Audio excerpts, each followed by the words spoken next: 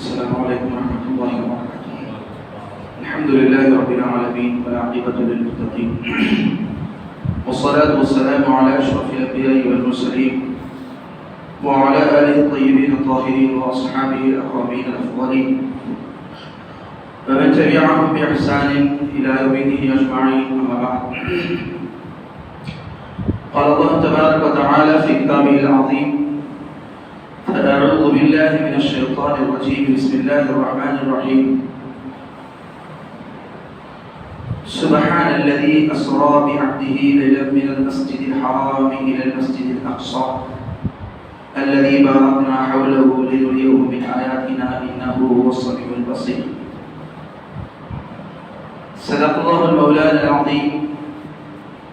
وقال سبحانه وتعالى في أسوة حبيبه صلى الله عليه وسلم: إن الله وملائكته يصلون على النبي يا أيها الذين آمنوا صلوا عليه وسلموا تسليما. اللهم صل وسلم وزد وبارك على حبيبك سيدنا نبينا مولانا محمد وآله وصحبه أجمعين والحمد لله رب العالمين. موضوع پر گفتگو کرنے سے قبل عقیدت و محبت کے ساتھ راہ رسالت میں اپنی ہدیت الناطبہ کی ایک دو اشعار پیش کرنے کی سعادت حاصل کروں. حدود تاریل سدرا حضور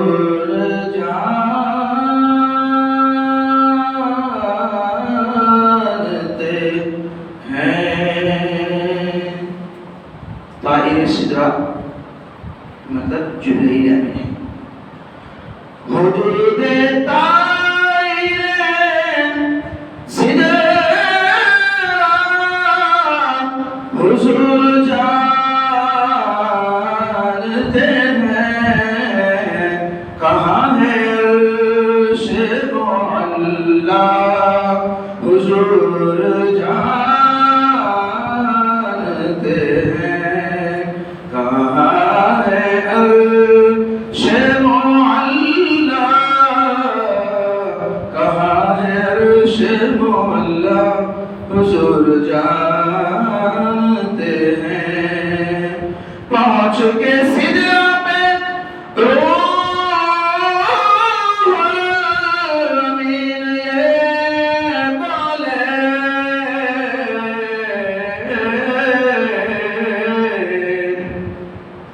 پہنچ کے سدرا پہ روح الامین یہ بولے، یہاں سے آگے کا رستہ حضور جانتے ہیں. یہاں سے آگے کا رستہ حضور جانتے ہیں. بروز حشر شفاعت کریں گے چن چن کر، بروز حشر شفاعت کریں گے چن چن کر. ہر ایک غلام کا چہرہ حضور جانتے ہیں. ہر ایک غلام کا چہرہ، ہر ایک غلام کا چہرہ حضور جانتے ہیں. عزیزان محترم،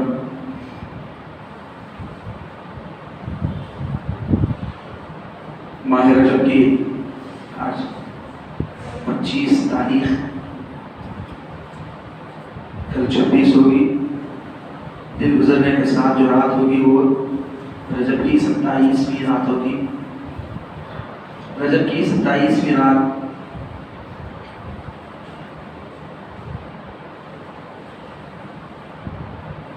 تاریخ اسلام کی ایک عظیم عظمت والی رات ہے. سیرت مصطفیٰ صلی اللہ علیہ وسلم کا ایک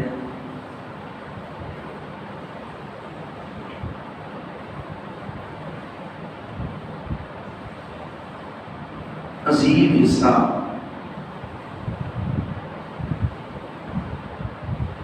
اس رات سے منسلک ہے۔ وہ وہی رات ہے جس رات اللہ تبارک و تعالیٰ نے اپنے حبیب سیدنا محمد رسول اللہ صلی اللہ تعالی علیہ وسلم کو سفر معراج سے سرفراز فرمایا۔ ایک سیرت کا اہم باب ہے۔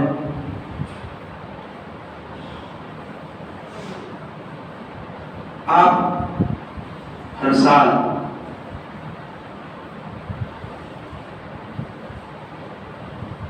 اس رات کو، اس رات سے پہلے آنے والے جمعوں میں معراج کے سفر سے متعلق سنتے ہیں، سن کر اپنے ایمان کو، اپنے عقیدے کو جلا بخشتے ہیں، ایمان میں تقویت پیدا کرتے ہیں کہ جس نبی کا ہم کلمہ پڑھتے ہیں، جس نبی سے ہم تعلق رکھتے ہیں، جس نبی سے ہم محبت کرتے ہیں، جس نبی سے ہم عشق کا دم بھرتے ہیں، وہ ایسا عظیم نبی ہے، وہ اللہ کا ایسا چہیتا ہے کہ اللہ تبارک و تعالیٰ نے ان کو حالت بیداری میں جسم کے ساتھ آسمانوں کی سیر کرایا، لامکان پر بلایا، اپنے قرب سے نوازا اور ہم کلامی کے شرف سے سرفراز فرمایا اور بے حجاب دیدار سے نوازا۔ یہ شرف کی بات ہے کہ ایسا نبی ہمارا ہے، ایسے نبی کی ہم امتی ہیں، اور اس کی اللہ کی توفیق ہے کہ ہم ایسے نبی سے عشق کرتے ہیں، محبت کرتے ہیں، ان کی پیروی کرتے ہیں۔ عزیزان محترم،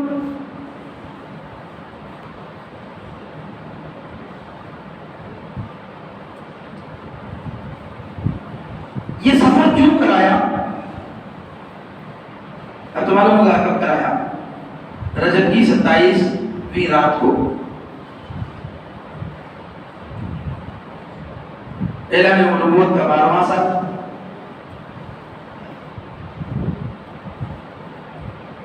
کیوں کرایا؟ ہم بھی سفر کرتے ہیں، یہاں وہاں جاتے ہیں، بے مقصد کے نہیں جاتے، کیونکہ بے مقصد کا جانے والا دیوانہ کہلاتا ہے، چھٹے پھر رہا، ادھر گیا ادھر گیا، وہ گاؤں ہو گیا یہ گاؤں ہو گیا، پھر رہا تو بولے کہ بیوقوف ہے، اب یہاں گئے پھر رہا گئے تو اس کا چھٹے خرچ کر لے رہا، کئی کو وقت برباد کر رہا ہے۔ کوئی تو مقصد ہوگا، تو جب ہم بغیر مقصد کے سفر نہیں کرتے، بغیر مقصد کے سفر کرنے والا بیوقوف کہلاتا ہے، وہ تو احکم الحاکمین ہے، وہ حکمت والا ہے، اس کا کوئی کام بغیر مقصد کے نہیں ہے۔ آپ کہیں گے کہ دنیا کی ایک حقیر سی معمولی سی چیز کو اٹھا کر کہیں گے اس کی کیا ضرورت ہے، اللہ اس کو کہیں کو پیدا کرا ہوں گا، انہیں بڑھا دی، تجھے کہیں کو پیدا کرا، میں جو ہے انسان، میں جو ہے فلاں، میں ایسا میں کام کر تو فلاں، میں اپنی تعریف کر لے گا، اور مجھے پیدا کرا، یہ کیا ہے؟ حقیر ہے، اس کی کوئی حیثیت ہے، اس کی کوئی حقیقت ہے؟ یہ کہیں کو پیدا کرا ہوں گا، تجھے یہ معلوم کہیں کو پیدا کرا ہے، وہ بہتر جانتا ہے۔ تو دنیا میں کوئی چیز بیکار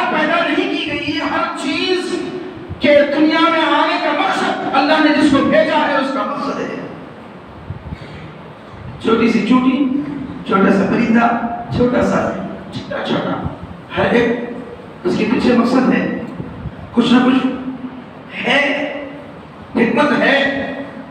تو بغیر حکمت کے وہ کوئی کام نہیں کرتا. تو پھر اللہ نے اپنے حبیب کو آسمانوں کی جو سیر کرایا، لامکان پر جو بلایا، قوسین کے قرب میں رکھا، ہم کلام ہوا، اپنا دیدار کرایا. یہ کیا مقصد ہے، کیا اس کے پیچھے راز ہے، کیا حکمت ہے؟ تو عزیزان محترم، بہتر جانے وہ کیوں کرایا، وہی بہتر جانتا ہے. ہاں البتہ انسان ہے کہ یہی کہتا ہے کہ شاید اس لیے اللہ نے کرایا. اور راز بہت ہے، کیونکہ ہماری عقل جتنی ہے ہم اتنی سوچتے ہیں. ایک معمولی سا انسان ہوتا ہے جس کا دماغ زیادہ چلتا نہیں، وہ کسی معاملے میں وہ اپنے دماغ سے جتنی اس کی وسعت ہے اتنا سوچتا ہے. جو زیادہ سمجھدار ہوتا ہے وہ ایک قدم اور آگے بڑھتا ہے اس کے بارے میں. جو اور زیادہ ہوشیار ہوتا ہے اور زیادہ ذہین ہوتا ہے وہ اور زیادہ اس کے مقاصد کو پہنچتا ہے، سمجھتا ہے اس لیے ہے. تو وہ کیا مقصد ہے، کیا حکمت ہے، کیا راز ہے، وہ اللہ بہتر جانے اور اس کا محبوب بہتر جانے. مگر صحابہ، صالحین، ائمہ، علماء کرام نے بیان کیا کہ بہتر اللہ جانتا ہے، مگر یہ مقاصد بھی اس کے پیش نظر ہیں. کیوں معراج کرایا؟ آپ جانتے ہیں نبی پاک صلی اللہ علیہ وسلم کی ولادت مکہ پاک میں ہوئی. آپ نے 40 سال تک ایسی زندگی گزاری سب کے ساتھ. نبی رسول نہیں، سب کے ساتھ عام، مگر عام لوگوں جیسی زندگی نہیں، بڑی پاکیزہ زندگی گزاری، بڑی صاف ستھری زندگی گزاری. جب 40 سال کو پہنچے تو اللہ نے اب حکم دیا کہ اے محبوب اب تم اعلان کرنا. کیا اعلان کرنا؟ کہ اب کہو لا الہ الا اللہ محمد رسول اللہ. لوگوں، اللہ ایک ہے، میں اللہ کا رسول ہوں. ایسا نہیں ہوتا، ماحول کوئی ایسا نہیں تھا کہ مولانا کو تخلیق کرنے کے واسطے بلاتے ہیں تو نعروں کے ساتھ آ رہے ہیں، پھول پیش کر رہے ہیں، نذرانے دے رہے ہیں، واہ واہ ہو رہی ہے، آج چوم رہے ہیں، پیر چوم رہے ہیں، مولانا ہے. یہ ان کا کرم ہے کہ ان کے طفیل جو ہے آج علماء مشائخ کو عزتیں مل رہی ہیں. وقت ایسا نہیں تھا. جب آپ نے لا الہ الا اللہ محمد رسول اللہ پہلی مرتبہ لوگوں کو سنایا، لوگ آپ پر ٹوٹ پڑے. 40 سال کی جو زندگی آپ کی تھی ان کے لوگوں کے سامنے تھی، بڑی قدر کرتے تھے، بڑی عزت کرتے تھے. کہتے ہیں کہ محمد جیسا نہ انسان دنیا میں کبھی آیا اور یقیناً کبھی دنیا میں رہتی دنیا کا کبھی ایسا انسان آ سکتا ہے. اتنی پیاری، اتنی سادگی، اتنی صاف ستھری زندگی، نیکی کا کوئی گوشہ آپ کی زندگی میں ایسا نہیں رہا کہ یہ چیز نہیں ہے آپ کے پاس. ہر وہ اچھا کام، ہر وہ اچھا کام، ہر ایک کے ساتھ اچھا سلوک، ہر ایک کی خدمت، ہر ایک کے ساتھ اپنے ماں میں اچھا درست معاملہ. 40 سال کی زندگی میں کوئی ایسا فرد کہ یہ کہے کہ محمد صلی اللہ علیہ وسلم میں یہ خامی ہے، یہ غلطی ہے، ایک چیز کبھی زندگی میں انہیں جھوٹ بولا ہے، کبھی زندگی میں انہوں نے بے وفائی کی ہو، کبھی زندگی میں انہوں نے دھوکہ دیا ہو، کبھی زندگی میں وعدہ بے وفائی کی ہو، کبھی زندگی میں انہوں نے کسی کے ساتھ برا سلوک کیا ہو، کبھی زندگی میں کسی سے لڑا ہو، کبھی زندگی میں کسی سے کوئی برا کام نہیں، بالکل صاف ستھری زندگی۔ جب نبوت کے اعلان کا حکم ہوا، آپ نے اعلان نبوت فرمایا تو آپ پر ٹوٹ پڑے دلائل۔ آپ سب سنے نا نبی ہونے کی کیا دلیل ہے، پروف کیا ہے؟ چاند 2 ٹکڑے تو بعد میں کیا، سورج کو تو بعد میں لوٹایا، درختوں کو اپنے بارگاہ میں حاضر تو بعد میں کرایا وقتاً فوقتاً، آپ کے انگلیوں سے پانی کے فوارے جاری بعد میں ہوئے، ہاتھ میں کنکر کلمات بعد میں پڑھے، مگر سب سے پہلے آپ نے جو نبوت کی دلیل دی وہ کیا تھی؟ فرمایا کیا میں تمہارے سامنے زندگی نہیں گزارا؟ یہ جو 40 سال کی زندگی تمہارے سامنے جو گزارا ہوں یہی میری نبوت کی دلیل ہے، یہ باقی سب زندگی نبوت کی دلیل ہے۔ تو عیسیٰ محترم، اللہ نے جو ہدایت دی انہوں نے آپ کی بات کو مانا، اسلام قبول کر لیا، اور اتنا آسان نہیں تھا کہ بات مانتے ہی دڑا دڑ آوازیں صاحب جلسے میں آتے بڑا جلسہ کرتے جو بڑا پھول باہر ڈالے آتا پاؤں پڑے، پھر اس کا کون مرید بننا چاہتے ہیں صاحب لو لمبا امامہ پھینکتا تھے، نہیں اب امامہ میں چلے گا جلسہ لے جاتے ہیں ہماری اتفاق سے، اور آج کل نہیں ہو رہے، کورونا کی وجہ سے جلسے نہیں ہوئے، بس علاقوں میں بہت زیادہ ہوتا ہے، ہمارے پاس ہوتے ہیں ادھر ادھر، مگر آپ حضرات شاید ان ایسے جلسوں میں نہیں جاتے ہیں۔ کیا ہوتا ہے کون کی صاحب کون کی مولانا آ گیا، خان صاحب پٹھان صاحب آ گیا، تقریر کرتے ہیں مرید بن جاؤ، کیا بولتا تھا؟ اب وہ پہلے کیا ہوتا تھا، ہاتھ میں ہاتھ دے کو مرید بنتے تھے، ان کا مرید بن گیا اللہ میں کو، ذرا دنوں بعد کیا ہو گیا، ہاتھ میں ہاتھ نہیں، وہ رومال ہوتا تھا، یہ رومال لے کر رومال پکڑ سکتے ہیں، کون 6-10 جنے رومال پکڑ دیتے اور مرید بن گیا صاحب، وہ حضرت کی مرید بن گیا۔ وہ اس کے بعد کہا آپ بھی کیا کریں، لمبا امامہ ہے، رومال کا ذرا اتنا چھوٹا 6-8 جنے پکڑتے ہیں، لمبا رومال ہے، لمبا رومال پھینکو وہاں تک ہے 5 میٹر لمبا رومال، اسے 20-25-30 جنے پکڑتے ہیں، مرید بن جاؤ مرید بن گئے۔ اب وہ امام سے کہا رسی لمبی کہاں تک بولا تک کے جاؤ لے وہ مرید بن گیا۔ اب مرید بن گیا ہوگا، کہا صاحب کہاں کی رہے گا، مرید بننے کا مقصد کیا ہے؟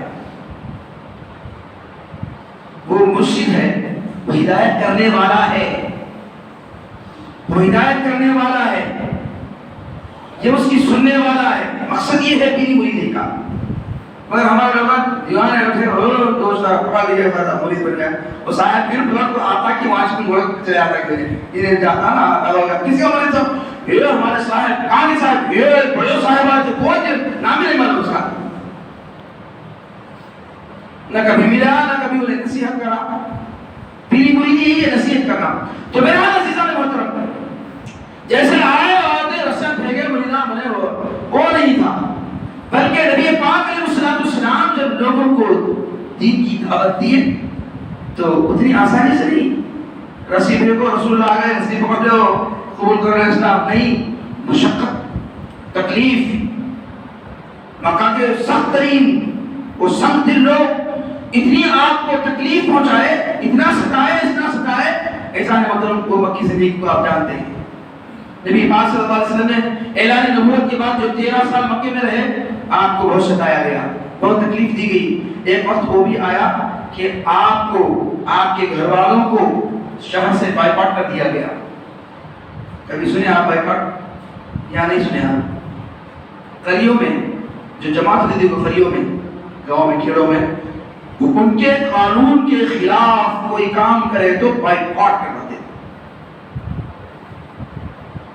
بائیکاٹ ختم۔ کیا ہوا تھا اتفاق سے ایک علاقہ میں جو ہے ہوا یہ تھا کہ خنزیر کھانا حرام ہے، معلوم ہوا کہ وہ کھائے ہیں تو توبہ کرانے لگا ہے نہیں میں ہوں یوں تو کرائے گا، تو بولے جماعت سے بائیکاٹ کر ڈالو، اس کے گھر والے سن رہے ہیں اچھا ٹھیک اسے کر ڈالو، نہیں تو بائیکاٹ کر دیتے، یعنی اسے جماعت سے باہر کر دیتے۔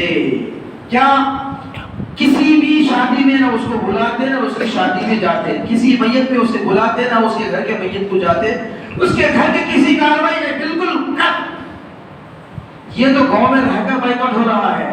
نبی پاک علیہ السلام کو بائیکاٹ کیا گیا، آپ کے گھر والوں کو، آپ کے افراد خاندان کو، کہ اس کام سے رک جائیں. یہ جو آپ لا الہ الا اللہ کا جو کام کر رہے ہیں اس کام سے رک جائیں. نہ سننے کی وجہ سے آپ کو شہر سے بائیکاٹ کر دیا گیا اور آپ کو ایک وادی میں، مکہ سے دور ایک وادی میں، ایک علاقے میں آپ کو منتقل کر دیا گیا. نہ آنا نہ جانا، وہیں رہنا. تو تقریباً 2 سال سے زائد عرصہ آپ نے وہاں گزارا. آپ کے ساتھ آپ کی بیوی حضرت سیدہ ام المؤمنین سیدہ خدیجہ کبریٰ. کیا لوگ تھے وہ؟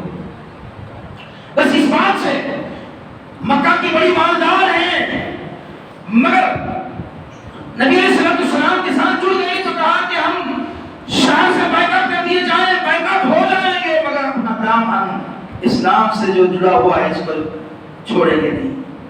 آپ کے چچا ابو طالب اور افراد خاندان بائیکاٹ کر دیا گیا.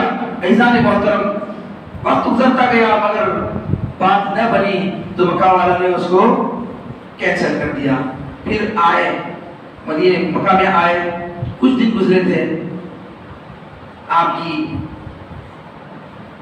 زوجہ محترمہ ام المؤمنین سیدہ خدیجہ کبریٰ رضی اللہ تعالیٰ عنہ کا وصال ہوتا ہے.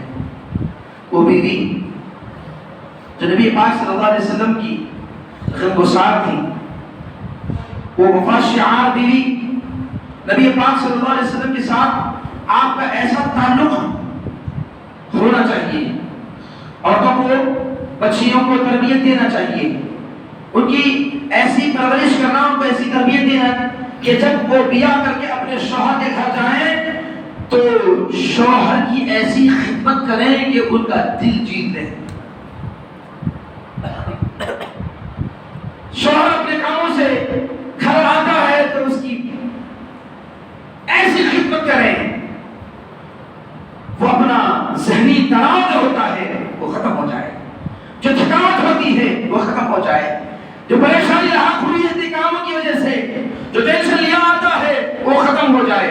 مگر آج ہمارے پاس نہیں، کوئی بابا گھر کو گئے تو بھی الگ ٹینشن آتا، پتوں کو گری چھوٹ دیر سے جائیں گے، کھا کو لڑ جائیں گے، سو جائیں گے، باہر نے پھر جیسے سوڑتے جائیں گے، بلے صاحب خصہ ہے. بہت گھر کمے گھر ایسے ہیں جہاں گھر جاتے ہیں تو بیوی کی طرف سے انہیں سکون میسر ہوتا ہے. وہ خدیجہ کبریٰ، ام المؤمنین خدیجہ کبریٰ نبی پاک صلی اللہ علیہ وسلم کی ایسی غمگسار تھی، آپ کی ایسی خدمت کرتی تھی کہ جو مشرکین مکہ جو آپ کو ستاتے، آپ کو تکلیف پہنچاتے، گھر جاتے ہیں تو سارے غم بھول جاتے ہیں، وہ ساری تکلیف دور ہو جاتی ہے، وہ ساری پریشانی چھٹ جاتی ہے. وہ سلوک تھا ام المؤمنین خدیجہ کبریٰ رضی اللہ تعالیٰ عنہ کا. اب وہ اس بائیکاٹ سے پار ہو کے اب شہر میں آئے، چند ہی دن گزرے کہ آپ کا انتقال ہو جاتا ہے. سرکار بڑے غمزدہ ہوتے ہیں، بڑے مغموم ہوتے ہیں کہ ایک ایسا شریک حیات، زندگی کا ساتھی جو ہر موڑ پر برابر کھڑا رہنے والا، وہ آپ کی شریک حیات، آپ کی بیوی سیدہ ام المؤمنین خدیجہ کبریٰ رضی اللہ تعالیٰ اس دنیا سے رخصت فرماتی ہیں تو سرکار کو بڑا دکھ ہوتا ہے، بڑا غم ہوتا ہے. کیوں نہ ہو، ہمارے کو شاید عموماً یہ دیکھا گیا چوری بنے گئے تو کہیں چھوڑ دیتے. اب وہ بڑے لگا کے چوروں کو بڑا کم رہتا. معاشرے میں بہت کم ایسے ہیں جن کا تعلق گہرا ہوتا ہے تو بیوی انتقال کر جائے تو شوہر کو بہت کم ایسا ہوتا، تعلق مضبوط ہے تو بڑا غم ہوتا ہے. اور ہم دیکھتے ہیں کہ شوہر کے انتقال پر بیوی کو بڑا صدمہ ہوتا ہے. مگر جہاں دونوں میں ایسی مضبوط تعلق ہوتا ہے، جہاں ایسی محبت ہوتی ہے تو بیوی بننے پر بھی ہم نے دیکھا کہ ایک بچے میں ہم نے دیکھا تھا چند سال پہلے، بیوی کے انتقال پر ایسا ٹھانے مار کر ہوتا ہے، ایسا ہوتا ہے ارے میں دیوانہ ہو جائے گا تو بولے تو نہیں دیوانہ چھومے، تو مطلب یہ ہے کہ ایسا ان کا تعلق تھا. تو کم ایسے دیکھنے میں آتا ہے نبی پاک علیہ السلام کا تعلق حضرت خدیجہ کبریٰ سے ایسے ہی تعلق تھا. آپ کے وصال پر نبی پاک علیہ السلام بڑے غمزدہ رہنے لگے. ابھی کچھ دن گزرے تھے، حضرت ام المؤمنین کے انتقال کو کچھ دن گزرے تھے کہ آپ کے چچا ابو طالب کا بھی انتقال ہوتا ہے. وہ ابو طالب اگرچہ کہ آپ کے ایمان میں کلام ہے لوگ کہتے ہیں کہ ایمان نہیں لائے، بعض کہتے ہیں کہ ایمان لائے، اور بعض علماء کا کہنا ہے کہ آپ کو پوچھا تو نہیں گیا کہ ایمان لائے نہیں لائے ہیں، خاموش رہو بہتر ہے۔ تین گروہ ہیں۔ ابو طالب ایمان لائے نہیں لائے، تو بعض سیدھے سیدھے کہتے ہیں ایمان نہیں لائے، بعض گروہ ایمان لائے، ایمان نہیں لائے، ایمان لائے، اور ایک جماعت کہتی ہے کہ آپ اس بارے میں خاموش رہنا بہتر ہے، اس لیے کہ نہ قبر میں آپ کو پوچھا جائے گا سوال کہ ابو طالب ایمان لائے کیا، بولو قبر میں پوچھتے کیا نہیں پوچھتے، حشر میں پوچھیں گے ابو طالب ایمان لائے کیا، بولو اللہ پوچھے گا یا فرشتے پوچھیں گے، پھر کئی کو اس میں پڑھ رہے ہیں آپ، خاموش رہ جاؤ، ان کا معاملہ اللہ کے سپرد ہے۔ تو میرے حال علماء اس معاملے میں فرماتے ہیں کہ وہ ہمیشہ یہ کہتے رہے کہ میں اس خدا کو مانتا ہوں، وحدہ لا شریک کو مانتا ہوں، جو میرے آباء و اجداد جس خدا کو مانتے ہیں۔ تو نبی پاک علیہ السلام کے آباء و اجداد، یعنی نبی علیہ السلام کے باپ دادائیں جو ہیں وہی باپ دادائیں ابو طالب کے ہیں، جیسے نبی پاک نسلوں سے آئے ہیں، ابو طالب بھی پاک نسلوں سے آئے ہیں، پاکیزہ سلب سے، پاکیزہ باپ داداؤں سے آئے ہیں۔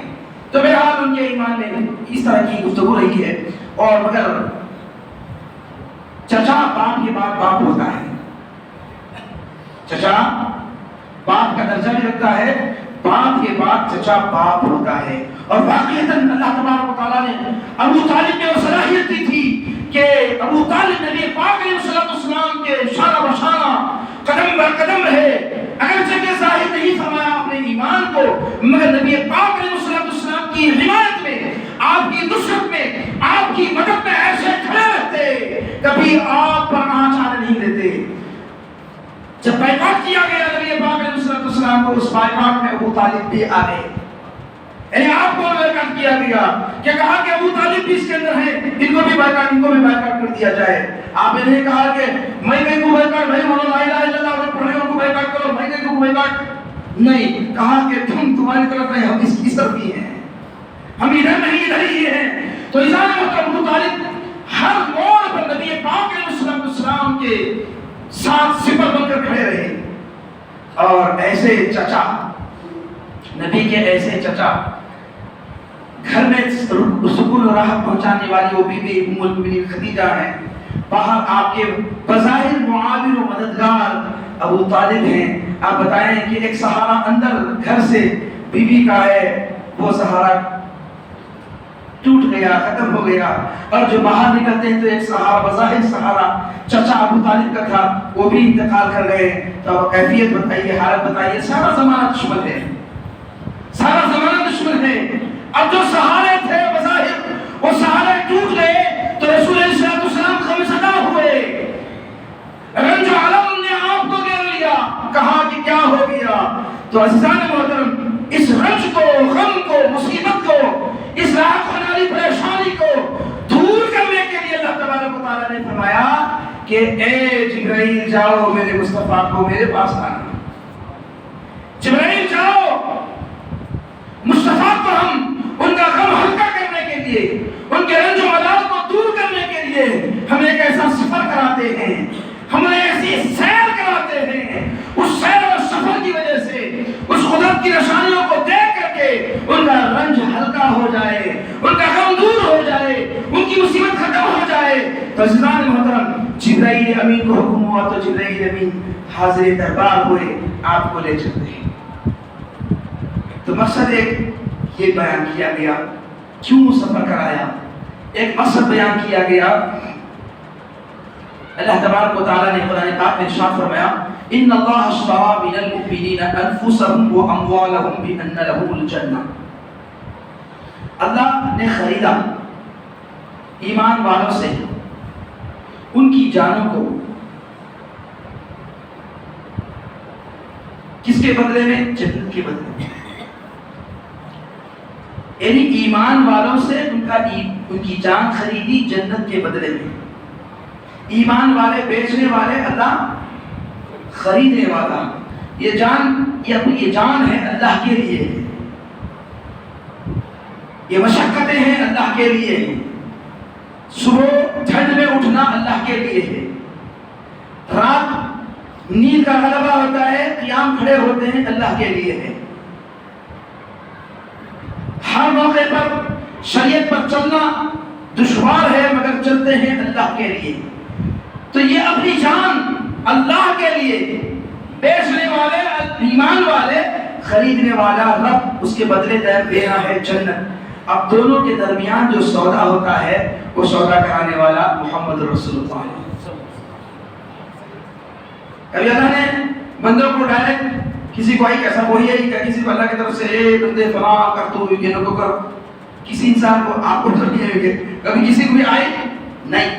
اللہ بندوں کو ڈائریکٹ نہیں بلکہ انبیاء کے ذریعے سے اپنا کلام سناتا ہے، اپنا پیغام دیتا ہے. تو یہ بندوں اور مخلوق کے، خالق اور مخلوق کے درمیان جو تعلق پیدا کرنے والی ذات ہے وہ نبی کی ذات ہوتی ہے. تو وہ خریدنے والا، یہ بیچنے والے، دونوں کے درمیان تعلق جو پیدا کرنے والے وہ نبی کی ذات ہے. تو اللہ نے کہا کہ اے نبی، ایمان والے اپنی جان میرے سے جنت کے بدلے میں بیچتے ہیں اور تو مشتری ہے، تو درمیان میں ہے، تو درمیان میں ہے. اے نبی تم نے تو ایمان والوں کی اس چیز کو دیکھ لیا ہے، ان کے درمیان میں رہ کر کے اس بیچنے والی چیز کو دیکھ لیا ہے، مگر اس کے بدلے میں جو چیز دی جانے والی ہے اس کو تم نے نہیں دیکھا ہے. اس کو دیکھنا بھی ضروری ہے. بیچ میں ہو کے بیپار کرنے والا ہے، یہ بھی دیکھنا وہ بھی دیکھنا، دیتے سو بھی دیکھنا، دلاتے سو بھی دیکھنا. تو تم نے دیتے سو دیکھ لیا ایمان والوں کے ایمان کو، اب جان کو، اب تم جنت جو بدلے میں دی جا رہی ہے اس کو بھی دیکھنا ہے. تو ہم تمہیں آسمانوں پر بلاتے ہیں، سیر کراتے ہیں اور جنت کو دکھاتے ہیں کہ میرے محبوب دیکھ لینا، وہ تمہارے امتی جو میرے ہاتھ بیچ رہے ہیں اپنی جان کو جنت کے بدلے میں، تم نے اس کو دیکھ لیا ہے. اب جو تمہارے امتیوں کو میں جنت دینے والا ہوں، جنت کو بھی دیکھ لینا. اس لیے اللہ تبارک و تعالیٰ نے نبی پاک علیہ السلام کو معراج کے لیے آسمانوں پر بلایا اور کام وہ تھا، مقصد بظاہر یہ ہے، حقیقت میں تو مقصد اللہ جانے. وہ کس نے اپنے حبیب کو بلایا؟ سیر صرف آسمانوں کی نہیں، سیر صرف جنت تک کی نہیں، بلکہ آپ کا سفر سدرۃ المنتہا، جہاں مخلوق کی جہاں تک رسائی ہوتی ہے، ملائکہ فرشتوں کی پہنچ ہوتی ہے، مگر اس سے جو آگے کا سما ہے وہاں فرشتے نہیں جاتے. اللہ نے اپنے محبوب کو اس سے بھی آگے بلایا.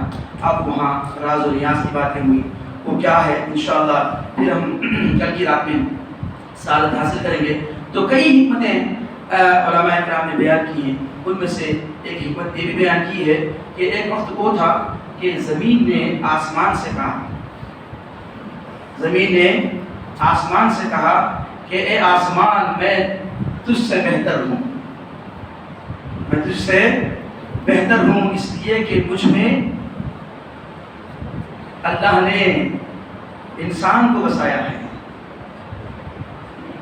یہاں باغات ہیں، مجھ میں نہریں ہیں، مجھ میں کہکشاں ہیں، مجھ میں یہ ہے، مجھ میں درخت ہیں، مجھ میں جو ہے یہ فلاں خوبی ہے. وہ تجھ میں کہاں ہے؟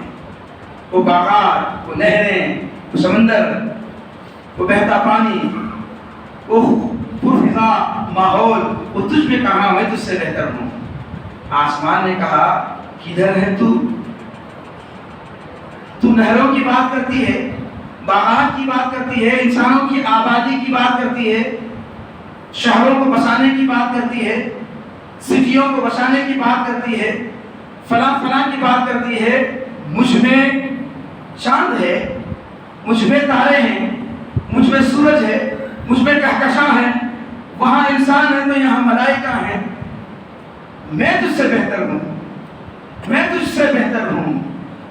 تو زمین نے کہا آہا تیرے پاس جواب آ گیا ہے، چل میں تجھ سے بہتر اس لیے ہوں کہ مجھ میں اللہ نے ایک ایسا گھر رکھا ہے جس کی طواف کے لیے انبیاء آتے ہیں، جس کے طواف کے لیے صالحین آتے ہیں، جس کے طواف کے لیے مومنین آتے ہیں. یہ مجھ میں ہے، تجھ میں کہاں ہے؟ تو آسمان نے کہا ایسی بات ہے، مجھ میں کیا کمی ہے؟ مجھ میں عرش ہے، مجھ میں کرسی ہے، مجھ میں بیت المعمور ہے، وہی سطح پر 7ویں آسمان پر بیت المعمور ہے جہاں فرشتے طواف کرتے ہیں، جہاں حضرت ابراہیم کی قیام گاہ ہے، فرشتے آتے جاتے ہیں، یہ مجھ میں ہے، میں تجھ سے بہتر ہوں، تو مجھ سے کیسے بہتر ہو سکتی ہے؟ تو ایک کلام چل رہا ہے، میں تجھ سے بہتر ہوں، تو مجھ سے بہتر ہے، وہ اپنی دلیل پیش کرتی ہے، وہ آسمان اپنی دلیل پیش کرتا ہے، یہ اپنی دلیل پیش کرتی ہے، وہ اپنا دلیل پیش کرتا ہے، تو بہتر ہے، میں بہتر ہوں۔ آخر وقت آیا تو زمین نے کہا کہ اے آسمان میں تجھ سے بہتر ہوں، اس لیے کہ اللہ کا محبوب نے نبی سیدنا محمد رسول اللہ کا آسمانہ مجھ میں ہے، تجھ میں کہاں ہے؟ یہاں وہ بستے ہیں، یہاں وہ رہتے ہیں، ان کا قیام یہاں ہے، وہ یہاں چلتے پھرتے ہیں، ان کی زندگی یہاں گزرتی ہے، وہ مجھے شرف حاصل ہے کہ ان کے قدموں کو میں چوم لیتی ہوں، میں ان کے قدموں کو بوسے دے لیتی ہوں، وہ مجھ میں چلتے پھرتے ہیں، آسمان یہ چیز تجھ میں کہاں ہے؟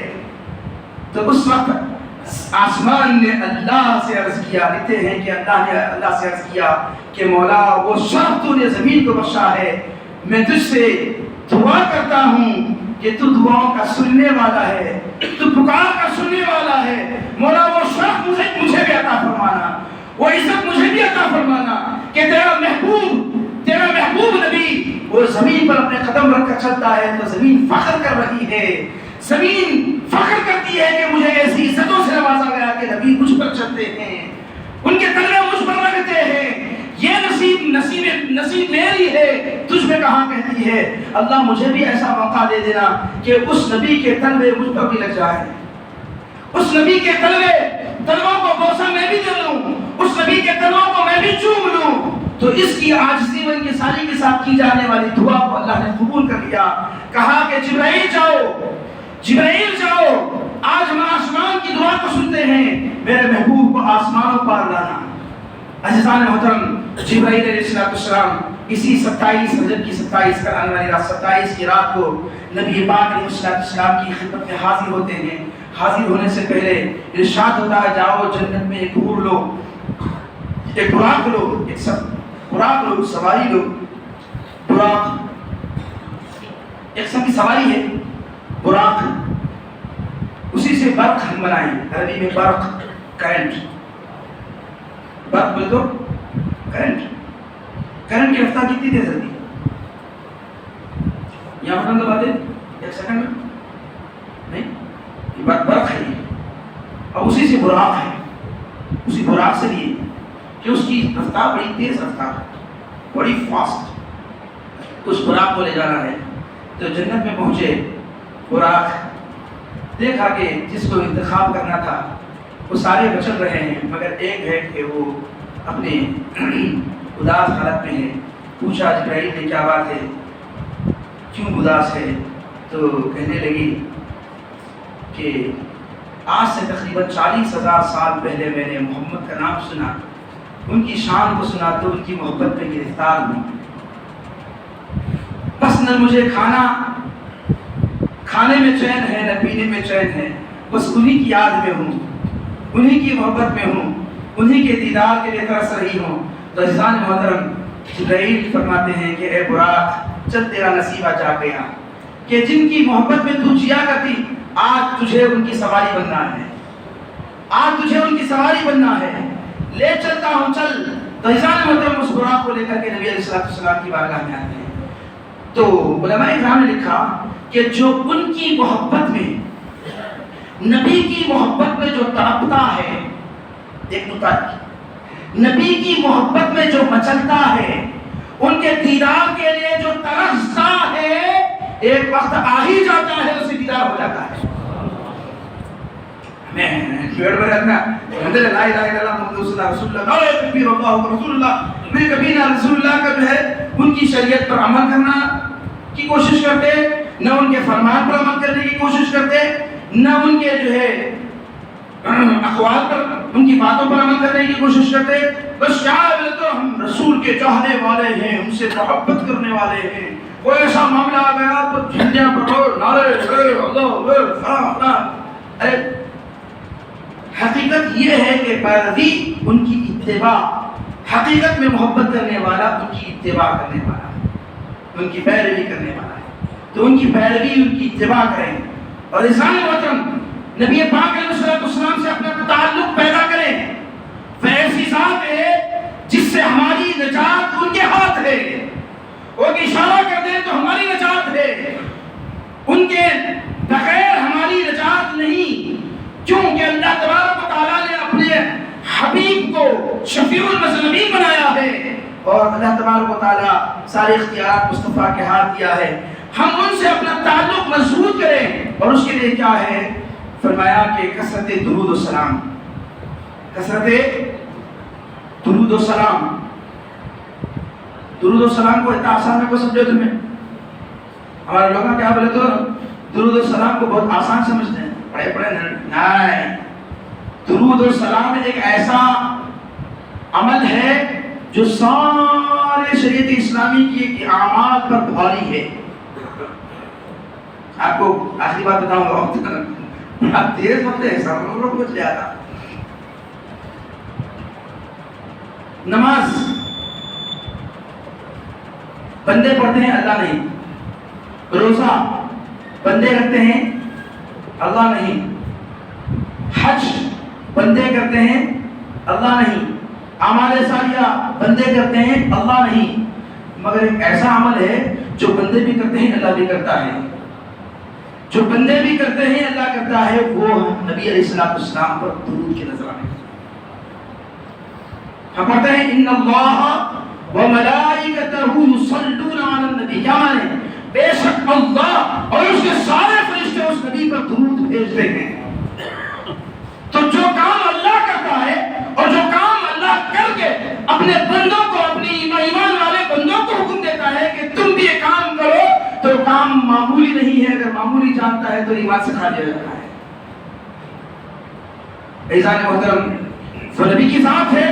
آپ سے تعلق پیدا کرنا ہے تو کثرت درود و سلام. آپ کو بتاؤں حدیث پاک ہے, مسلم شریف کی حدیث پاک ہے, مسلم کی صحیح مسلم کی. نبی پاک علیہ السلام مکہ کی دھرتی سے چلے, جبرائیل ساتھ ہیں.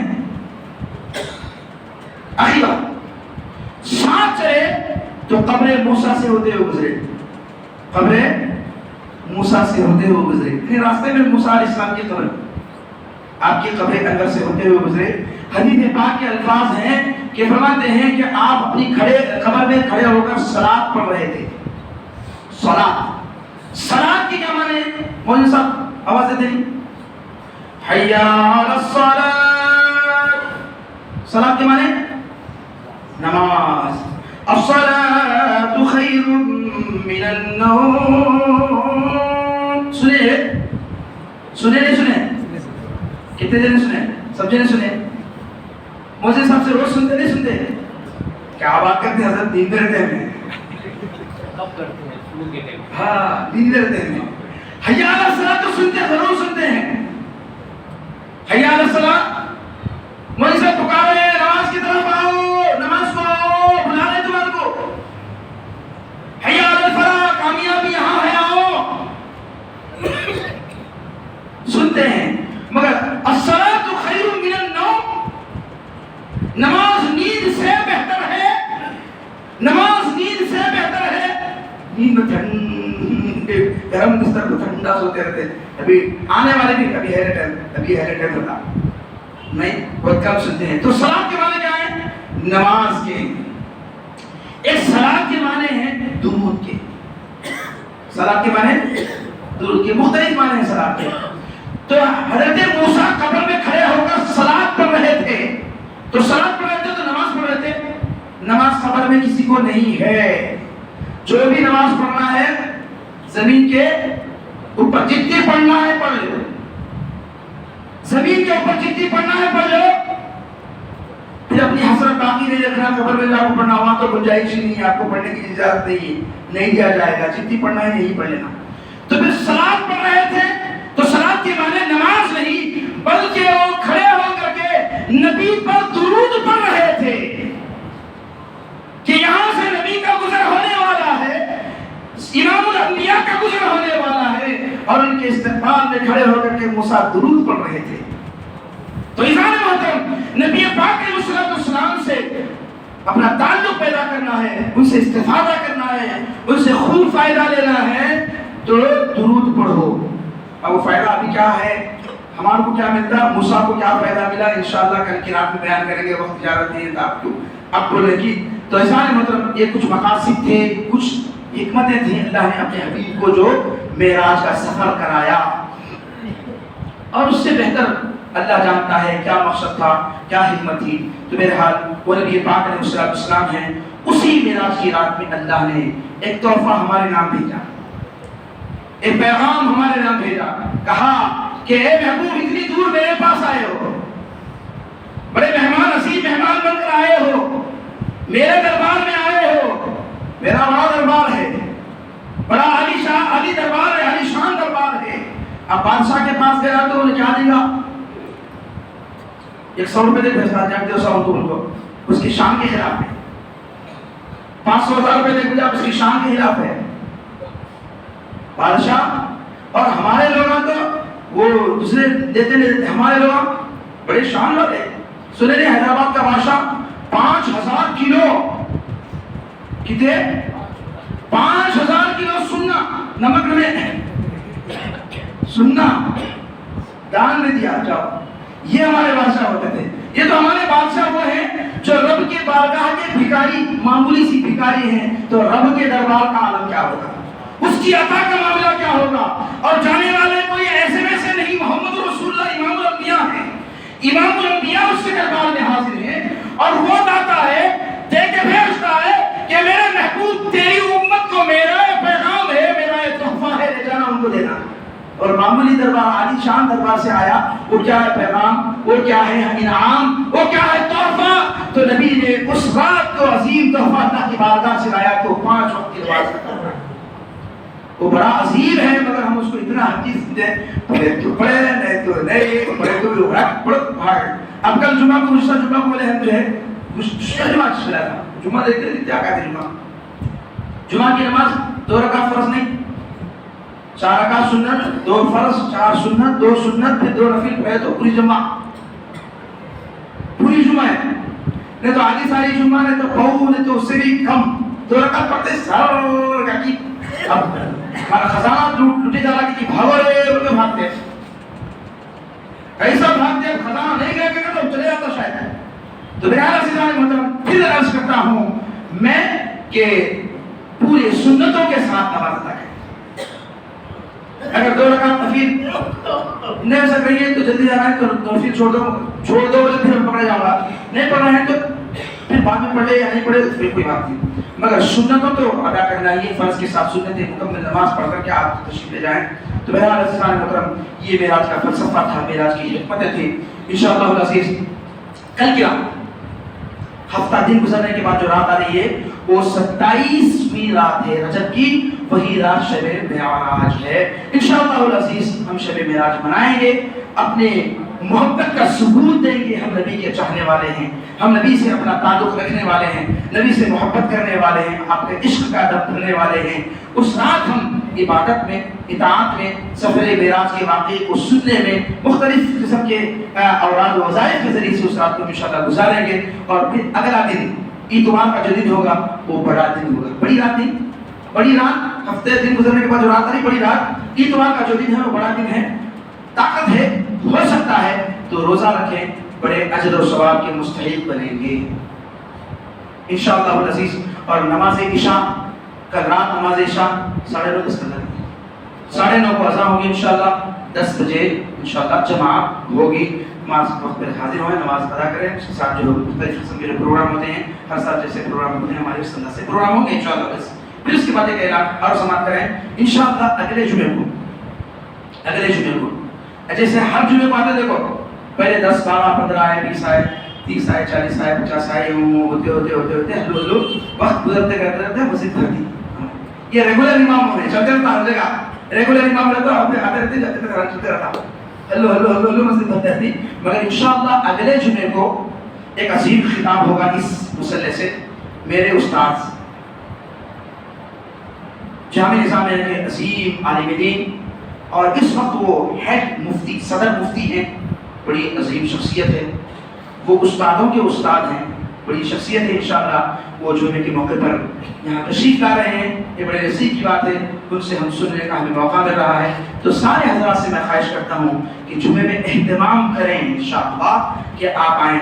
ہو سکتا ہے کہ میں نے ابھی جمعہ میں سارے مساجد میں اعلان بھیجایا تھا فون کے ذریعے سے امام کو، تو سارے امام بولے یہ کیسا ہوگا نا حضرت، جمعہ پڑھ کے تو ہمیں محروم ہو جا رہے ہیں حضرت کے کتاب سے، ہمیں جمعہ چھوڑ کو آنا پڑتا ہے، ایک تو بولے جمعہ کسی تو رات میں آ جاتا ہوں فلاں فلاں۔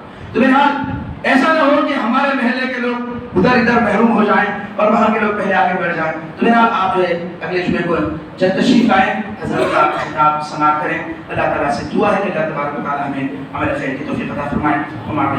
السلام علیکم۔